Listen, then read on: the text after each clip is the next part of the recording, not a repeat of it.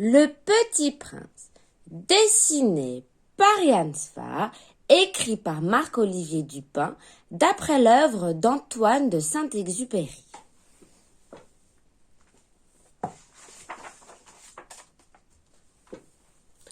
Lorsque j'avais 6 ans, j'ai vu une fois une magnifique image dans un livre sur la forêt vierge qui s'appelait « Histoire vécue ». Ça représentait un serpent boa qui avalait un fauve. Les serpents boa avalent leur proie tout entière, sans la mâcher. Ensuite, ils ne peuvent plus bouger. Et ils dorment pendant 6 mois de leur digestion. Ça m'a fait réfléchir. C'est à cette époque que j'ai fait mon premier dessin. Il était comme ça. Ça te fait peur ? Pourquoi voulez-vous que j'ai peur d'un chapeau ? C'est pas un chapeau, c'est un serpent boa qui digère un éléphant. Hein ? Mais si, regarde, l'éléphant est dans le serpent. Vous feriez mieux de vous occuper de choses sérieuses. Les choses sérieuses, c'est réparer cet avion. Parce que sinon vous allez mourir. Moi je m'en fiche, je suis la fumée. Attends, non, je m'évapore. Les grandes personnes m'ont conseillé de laisser de côté le dessin. Les grandes personnes ne comprennent jamais rien toutes seules. J'ai beaucoup vécu chez les grandes personnes. Je les ai vues de très très près. Ça n'a pas trop amélioré mon opinion. Je leur parle de bridge, de golf, de politique et de cravate. Jamais de serpent boa. On n'a rien d'intéressant à se dire. S'il vous plaît, dessine-moi un mouton. Dessine-moi un mouton. Mais, qu'est-ce que tu fais là ? S'il vous plaît, dessine-moi un mouton. J'ai pas que ça à faire et je ne sais pas dessiner. Ça ne fait rien. Dessine-moi un mouton. Le seul dessin que je connais, c'est ça. Pas fameux, hein ? Non, je ne veux pas d'un éléphant dans un boa. C'est la première fois qu'on comprenait mon dessin. Oui, mais ça ne va pas. Un boa, c'est très dangereux et un éléphant, c'est très encombrant. Chez moi, c'est tout petit. J'ai besoin d'un mouton. Dessine-moi un mouton. Bon, ça c'est la caisse, le mouton dedans. Tout à fait comme ça que je le voulais. Qu'est-ce que c'est que cette chose-là ? Ce n'est pas une chose, ça vole, c'est un avion. Tu es tombé du ciel ? Oui. Ça c'est drôle. Toi aussi tu viens du ciel. De quelle planète es-tu ? Tu viens d'une autre planète ? Toi, dans ton avion, tu peux pas venir de bien loin.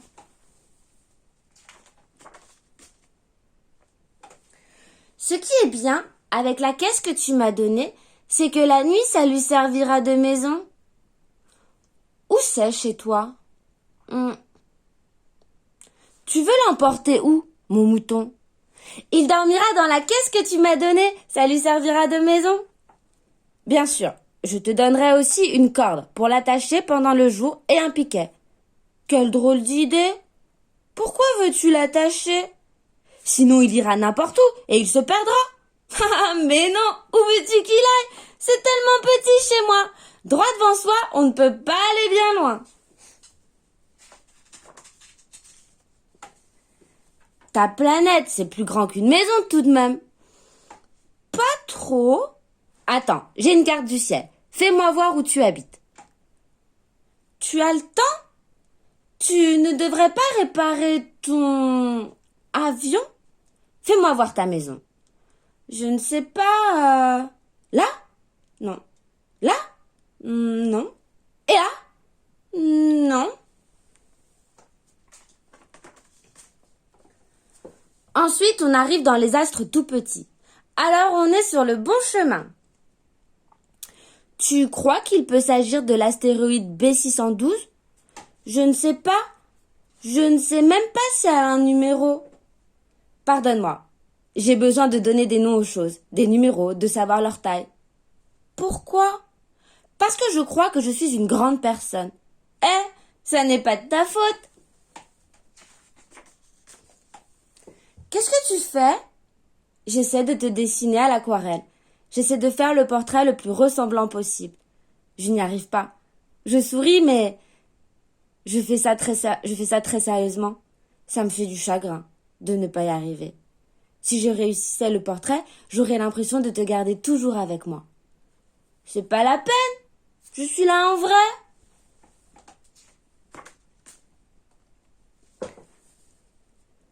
Tu as fait un mauvais rêve? Oui, il y avait des baobabs partout. Rendors-toi. Tu n'as rien à craindre des baobabs cette nuit. Regarde autour de toi. Rien ne pousse ici. Ici, non. Mais chez moi, c'est différent. Pendant que je suis pas là, ça pousse. Peut-être grâce aux moutons, ça va changer. Pourquoi? Parce qu'il me semble que les moutons mangent les petits arbustes. Et les baobabs, avant de grandir, ça commence par être petit.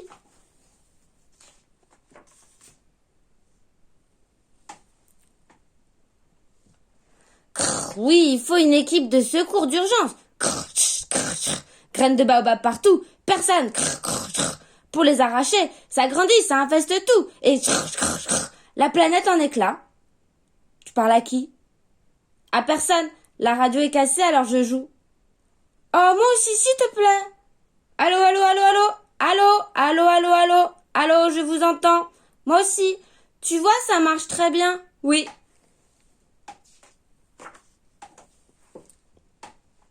J'ai fait un dessin pour avertir les enfants de ma planète. Au sujet de quoi? Sur le danger des baobabs. Regarde, c'est un paresseux qui a laissé proliférer 3 graines. Oui, c'est exactement comme ça que ça se passe. Parce que lorsqu'ils sont petits, on ne distingue pas trop les baobabs des simples rosiers. Chez moi, tous les matins, après la toilette, j'arrache les baobabs. C'est un travail très ennuyeux, mais facile. Ici, on dirait qu'il n'y en a pas. On dirait, oui. Enfants, faites attention aux baobabs. Les graines sont invisibles. Elles dorment dans le secret de la terre. Jusqu'à ce qu'ils prennent fantaisie à l'une d'elles de se réveiller. Alors elles s'étirent et poussent alors vers le soleil une ravissante petite brindille inoffensive. Il s'agit d'une brindille de radis ou de rosier, ou peut-être on peut la laisser pousser comme elle veut. Mais s'il s'agit d'une mauvaise plante, il faut l'arracher aussitôt. Enfin, faites attention aux baobabs. Au matin du 4e jour qui suivait l'accident, le petit prince m'a dit « J'aime bien les couchers de soleil. Allons voir un coucher de soleil. » Mais il faut attendre. Attendre quoi? Que le soleil se couche. Ah, c'est vrai, je me crois toujours chez moi. Chez moi, un jour, j'ai vu le soleil se coucher 44 fois. Tu sais, quand on est tellement triste, on aime les couchers de soleil. 5e jour. Je n'arrivais toujours pas à réparer mon avion. Je n'avais plus beaucoup d'eau. Un mouton, s'il mange les arbustes, il mange aussi les fleurs. Un mouton mange tout ce qu'il rencontre. C'est ce jour-là, toujours grâce au mouton, que me fut révélé un secret de la vie du petit prince. Même les fleurs qui ont des épines? Oui. Alors les épines, à quoi servent-elles? Je t'ai posé une question. Ça sert à rien, les épines. C'est de la pure méchanceté de la part des fleurs. Laisse-moi travailler. Je ne te crois pas. Les fleurs sont faibles. Elles sont naïves. Elles se rassurent comme elles peuvent. Elles se croient terribles avec leurs épines. Et toi, tu crois que les fleurs... Non, mais non, je ne crois rien. Je m'occupe de choses sérieuses. Tu parles comme les grandes personnes. Tu confonds tout. Tu mélanges tout. Si les fleurs fabriquent des épines depuis des millions d'années, et si elles se font tout de même manger par les moutons, c'est sérieux. Pourquoi elles se donnent tant de mal pour fabriquer des épines qui ne servent jamais à rien? Je connais une planète où vit un monsieur qui n'a jamais aimé personne. Il fait des additions toute la journée et il dit que c'est sérieux. Arrête. Si je ne répare pas mon avion, ma vie va s'arrêter. Tu comprends? Je connais une fleur qui existe nulle part, sauf sur ma planète. Elle n'existe qu'un exemplaire, dans des millions d'étoiles. Et quand je regarde le ciel, je me dis, ma fleur est là quelque part. Et ça suffit pour que je sois heureux. Imagine, si un mouton la mangeait sans faire exprès. Ce serait comme si tout d'un coup, toutes les étoiles s'éteignaient. Tu trouves que ce n'est pas sérieux? Il éclata brusquement en sanglots. Il y avait sur la terre un petit prince à consoler. Je le pris dans mes bras, je le berçais, je lui disais « La fleur que tu aimes n'est pas en danger. Je lui dessinerai une muselière à ton mouton. Je te dessinerai une armure pour ta fleur. Il y avait toujours eu sur la planète du Petit Prince des fleurs très simples, qui ne tenaient point de place et ne dérangeaient personne. Elles apparaissaient un matin dans l'herbe et puis elles s'éteignaient le soir. Mais celle-là avait germé un jour, d'une graine apportée d'on ne sait où. Et le Petit Prince avait surveillé de très très près cette brindille qui ne ressemblait pas aux autres brindilles. Le Petit Prince, qui assistait à l'installation d'un bouton énorme, sentait bien qu'il en sortirait une apparition miraculeuse.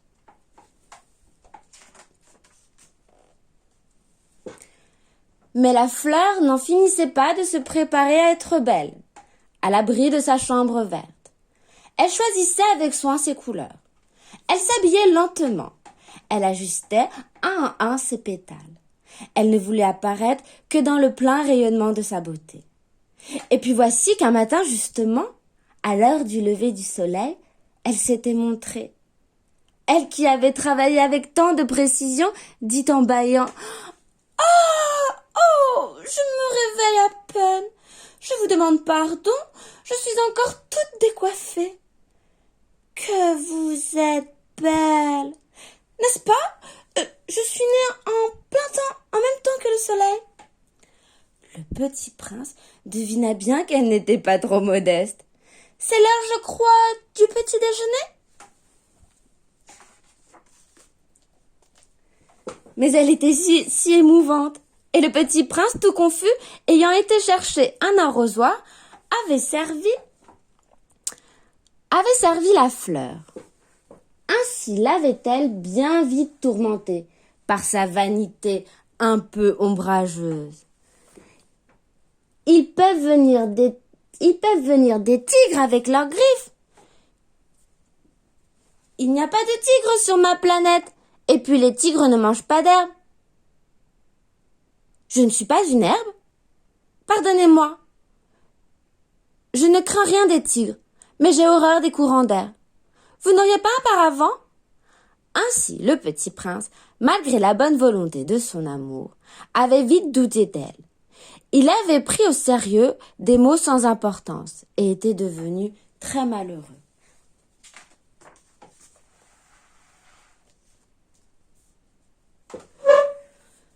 J'aurais dû ne pas l'écouter.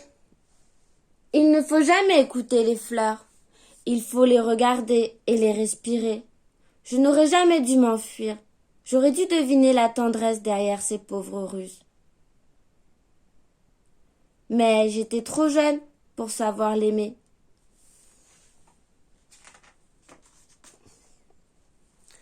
Je crois qu'il profita pour son évasion d'une migration d'oiseaux sauvages. Au matin du départ, il mit sa planète bien en ordre. Il ramena soigneusement ses volcans en activité. Il possédait aussi un volcan éteint. Mais comme il disait, on ne sait jamais. Il ramena aussi le volcan éteint. Sur Terre, vous êtes trop petit pour ramener vos volcans. C'est pour ça qu'ils vous causent tant d'ennuis.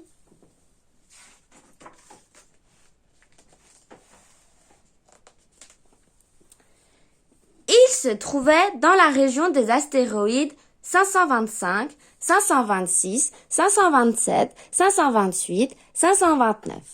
Il commença donc par les visiter pour y chercher une occupation et pour s'instruire.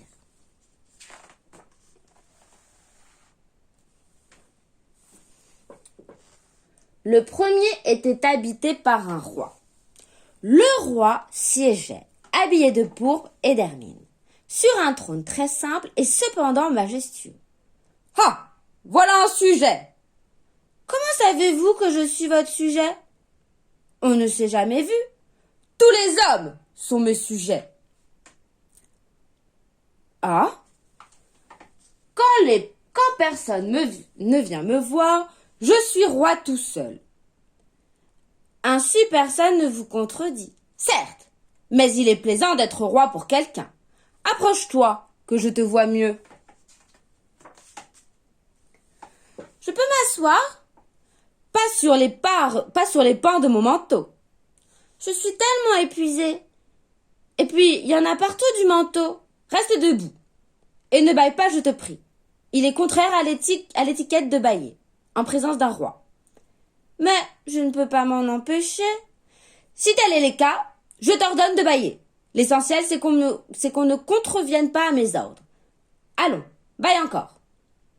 Ça m'intimide. Maintenant, je ne peux plus. Dans ce cas, tu pourras bâiller de temps en temps. Et parfois, t'en abstenir. Oui, monsieur. Je peux m'asseoir à présent? Assieds-toi, c'est un ordre. Sire, je vous demande pardon de vous interroger. Je t'ordonne de m'interroger. Sire, sur quoi régnez-vous? Sur tout. Sur tout ça? Sur tout ça.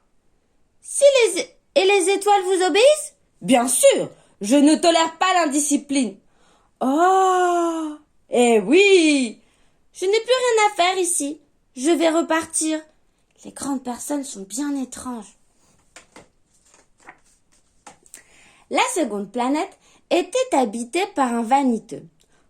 Voilà la visite d'un admirateur, s'écria de loin le vaniteux dès qu'il aperçut le petit prince. Car pour les vaniteux, les autres hommes sont des admirateurs. Bonjour, voilà la visite d'un admirateur. Vous avez un drôle de chapeau. C'est pour saluer quand on m'acclame. Malheureusement, il ne passe jamais personne par là. Ah?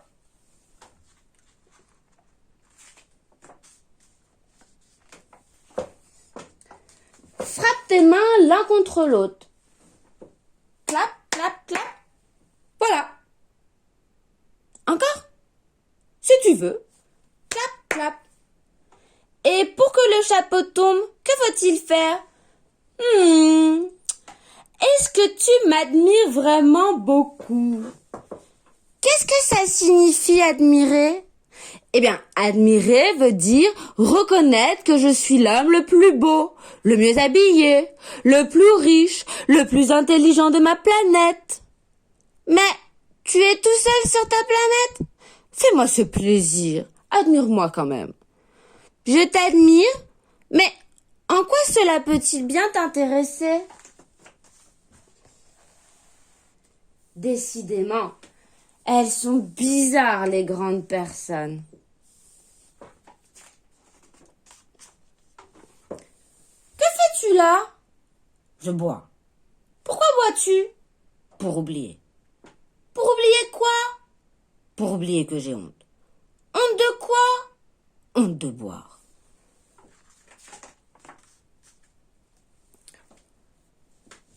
3 et 2 font 5, 5 et 7 font 12. La quatrième planète était celle d'un businessman. 12 et 3, 15. Bonjour! Cet homme était si occupé qu'il ne leva même pas la tête à l'arrivée du petit prince. 15 et 7, 22. 22 et 6, 28. Votre cigarette est éteinte? Pas le temps de la rallumer. 26 et 5, 31. Ouf, ça fait donc 501 622 731. 500 millions de quoi? Millions de petites choses qu'on voit quelquefois dans le ciel. Des mouches? Mais non, des petites choses dorées qui font rêvasser les fainéants. Mais je suis sérieux, moi, je n'ai pas le temps de rêvasser. Des étoiles? C'est bien ça, les étoiles. 501 622 731. Je suis sérieux, moi, je suis précis. C'est amusant, c'est assez poétique, mais ça n'est pas très sérieux.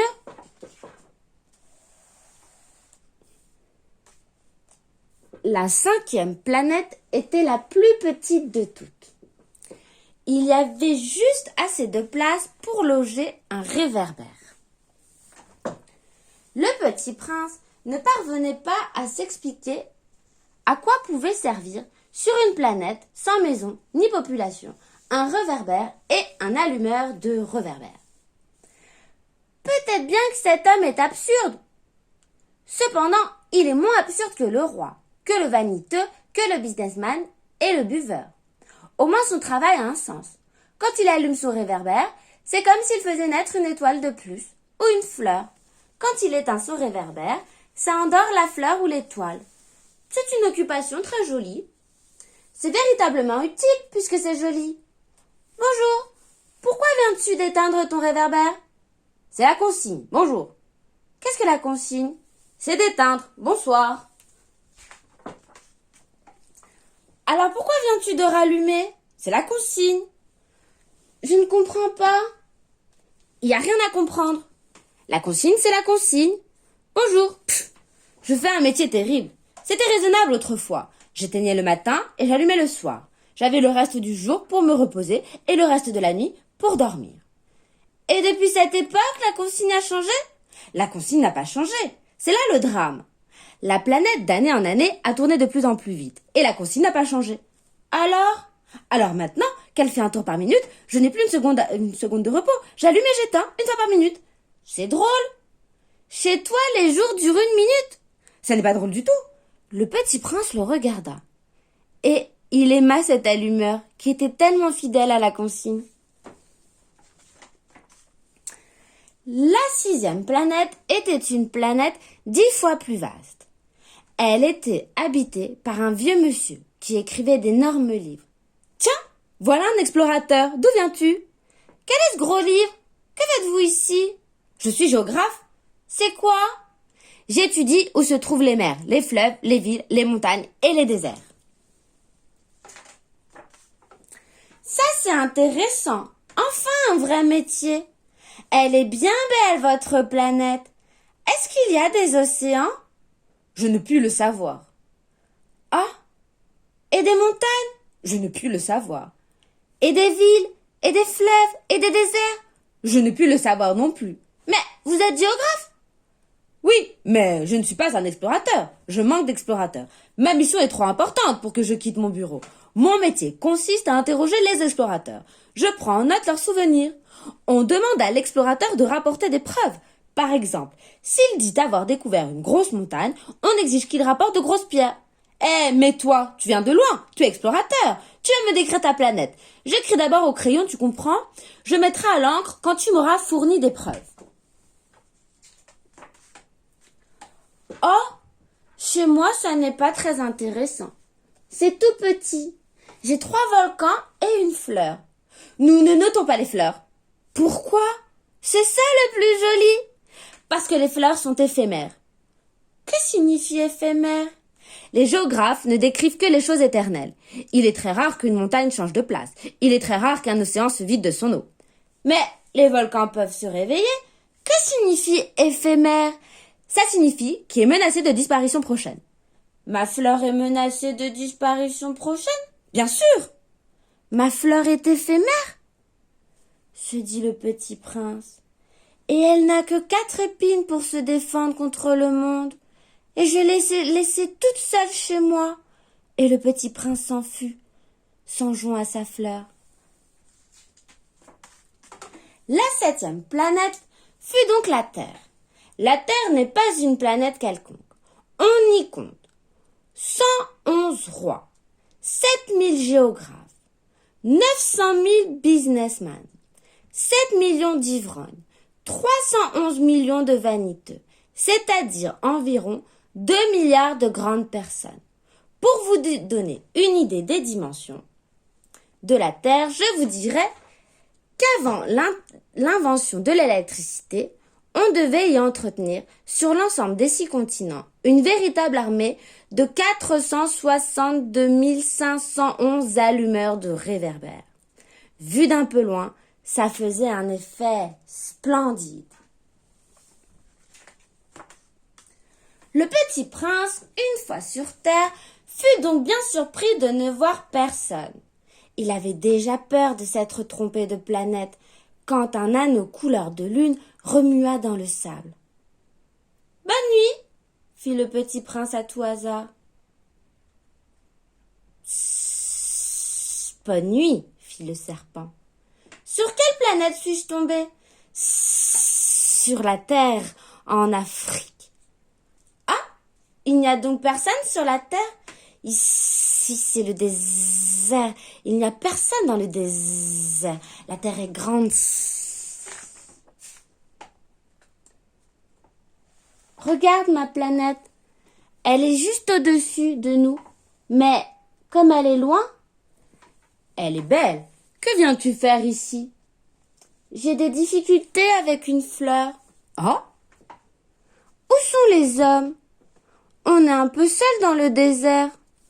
On est seul aussi chez les hommes. Tu es une drôle de bête, mince comme un doigt. Mais je suis plus puissant que le doigt d'un roi. Il s'enroula autour de la cheville du petit prince comme un bracelet d'or. Celui que je touche, je le rends à la terre dont il est sorti. Mais tu es si pur et tu viens d'une étoile. Tu me fais pitié, toi si faible sur cette terre de granit. Je puis t'aider si un jour tu regrettes trop ta planète. Je puis... Oh, j'ai très bien compris. Mais pourquoi parles-tu toujours par énigme? Je les résous toutes. Le petit prince traversa le désert et ne rencontra qu'une fleur.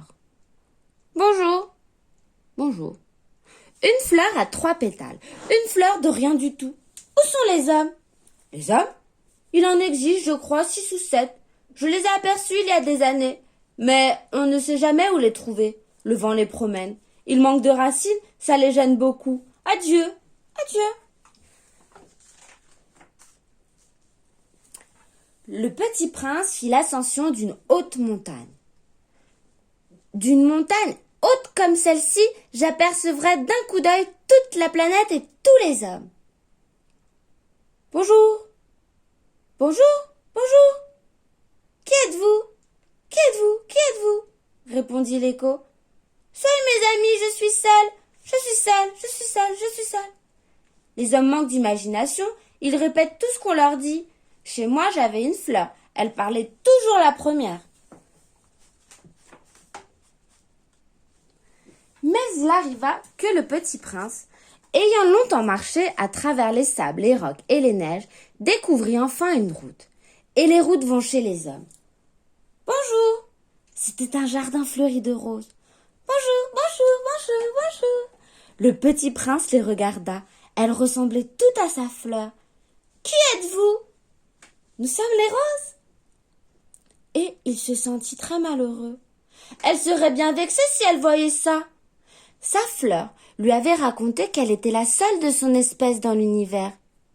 Elle tousserait énormément et ferait semblant de mourir pour échapper au ridicule. Et je devrais faire semblant de la soigner, car sinon pour m'humilier moi aussi, elle se laisserait vraiment mourir.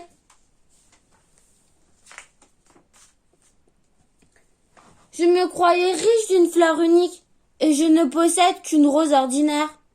Ça, et mes 3 volcans, qui m'arrivent aux genoux, et dont l'un peut-être est éteint pour toujours, ça ne fait pas de moi un grand prince. Et couché dans l'herbe, il pleura. C'est alors qu'apparut le renard. Bonjour. Bonjour, je suis là, sous le pommier. Qui es-tu? Tu es bien jolie. Je suis un renard. Viens avec moi, je suis tellement triste. Je ne peux pas jouer avec toi, je ne suis pas apprivoisée. Ah, pardon? Qu'est-ce que signifie apprivoiser? Tu n'es pas d'ici. Que cherches-tu? Je cherche les hommes. Qu'est-ce que signifie apprivoiser? Les hommes, ils ont des fusils et ils chassent. C'est bien gênant. Ils élèvent aussi les poules. C'est leur seul intérêt. Tu cherches des poules?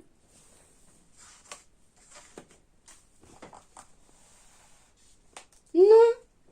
Je cherche des amis. Qu'est-ce que signifie apprivoiser? C'est une chose trop oubliée. Ça signifie créer des liens. Créer des liens?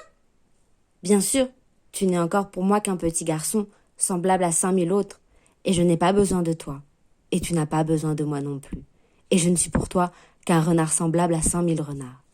Mais, si tu m'apprivoises, nous aurons besoin l'un de l'autre. Je commence à comprendre. Il y a une fleur. Je crois qu'elle m'a apprivoisée.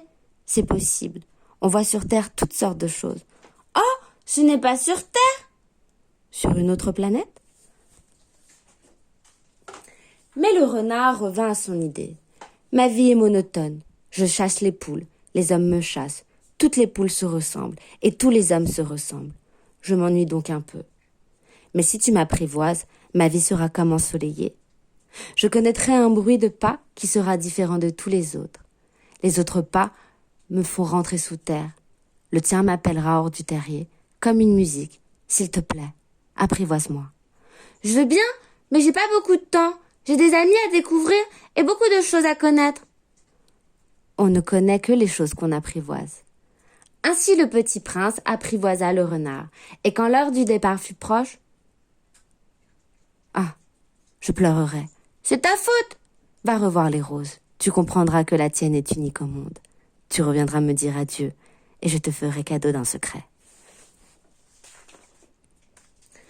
Le petit prince s'en fut revoir les roses. Vous n'êtes pas du tout semblable à ma rose. Vous n'êtes rien encore. Personne ne vous a apprivoisé.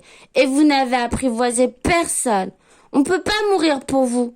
Bien sûr, ma rose à moi, un passant ordinaire pourrait croire qu'elle vous ressemble, mais elle est plus importante que vous toutes, puisque c'est elle que j'ai arrosée, puisque c'est ma rose. Puis il revint vers le renard. Adieu. Adieu. Voici mon secret. Il est très simple. On ne voit bien qu'avec le cœur. L'essentiel est invisible pour les yeux. Tu deviens responsable pour toujours de ce que tu as apprivoisé. Tu es responsable de ta rose. Je suis responsable de ma rose, répéta le petit prince, afin de se souvenir.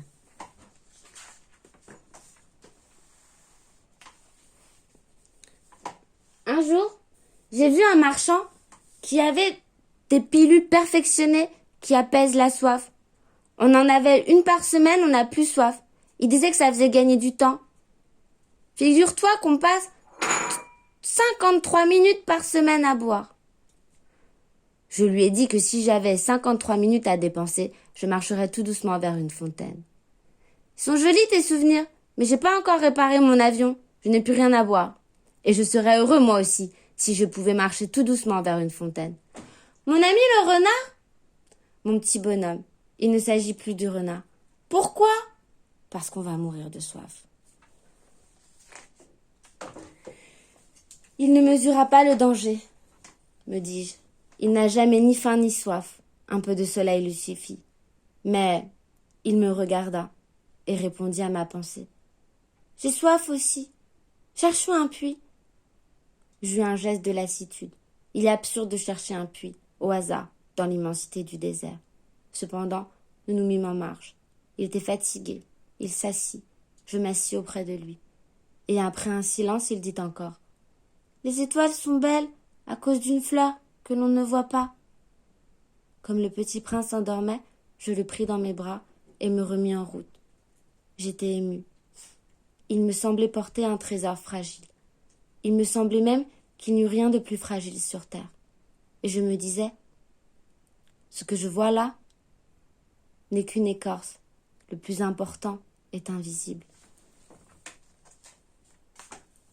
En marchant ainsi, je découvris un puits au lever du jour. Ce puits ne ressemblait pas à un puits saharien. Celui-là ressemblait à un puits du village. Mais il n'y avait aucun village, et je croyais rêver. Lentement, je hissai le seau jusqu'à la margelle. Je l'y installa bien d'aplomb. « J'ai soif de cette eau-là. Donne-moi à boire. » Et je compris ce qu'il avait cherché. Je soulevai le seau jusqu'à ses lèvres. Il but, les yeux fermés. C'était doux comme une fête. Cette eau était bien autre chose qu'un aliment. Pourquoi fallait-il que j'eusse de la peine?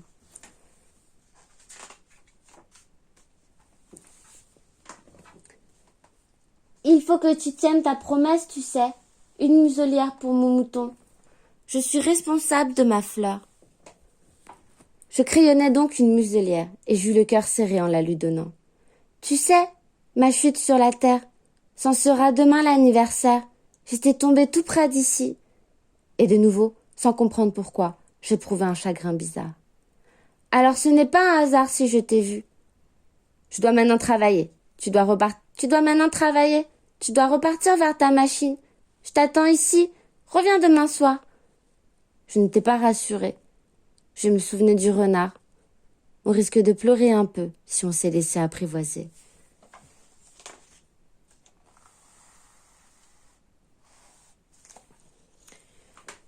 Il y avait, à côté du puits, une ruine de vieux murs de pierre.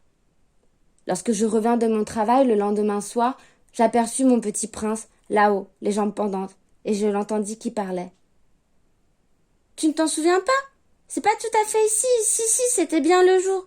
Mais ce n'est pas ici l'endroit. Bien sûr, tu verras comme on commence ma trace dans le sable. Tu n'as qu'à m'y attendre. Je serai cette nuit. Tu as du bon venin? Tu es sûr de ne pas me faire souffrir longtemps, hein? » Je fis halte, le cœur serré, mais je comprenais toujours pas. « Maintenant va-t'en, je veux redescendre. » Alors j'abaissai moi-même mes yeux vers le pied du mur. Je fis un bond. Il était là, dressé vers le petit prince. Un de ces serpents jaunes qui vous exécutent en 30 secondes. Mais au bruit que je fis, le serpent se laissa doucement couler dans le sable, comme un jet d'eau qui meurt. Je parvins au mur juste à temps pour y recevoir dans les bras mon petit bonhomme de prince, pâle comme neige. « Pourquoi tu parles avec les serpents?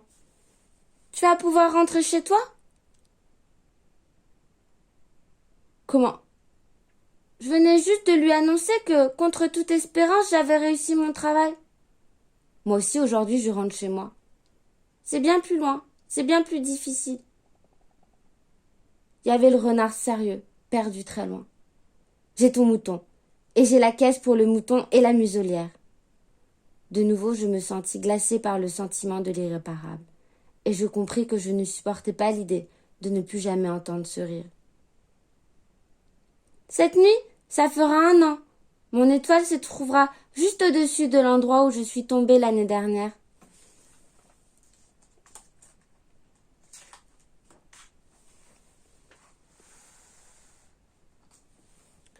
Cette nuit-là, je ne le vis pas se mettre en route. Il s'était évadé sans bruit. Quand je réussis à le rejoindre, il me dit seulement « Ah, tu es là ?» Et il me prit par la main. « Tu as eu tort, tu auras de la peine. J'aurai l'air d'être mort, et ça ne sera pas vrai. Tu comprends, c'est trop loin. Je ne peux pas emporter ce corps-là, c'est trop lourd. Mais ce sera comme une vieille écorce abandonnée. Ce n'est pas triste. » Moi, je me taisais, et il se tut aussi, parce qu'il pleurait. « C'est là. Laisse-moi faire un pas tout seul.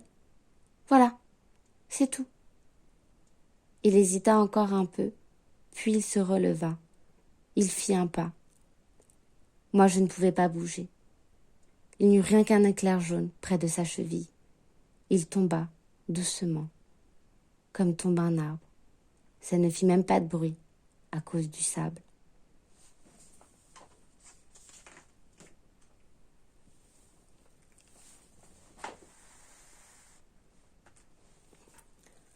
Et maintenant, bien sûr, ça fait 6 ans déjà.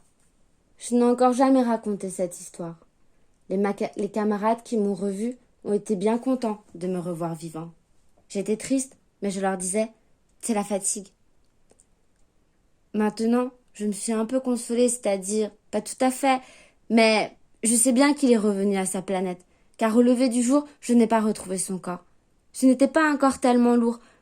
Et j'aime la nuit. Écoutez les étoiles. C'est comme 500 millions de grelots.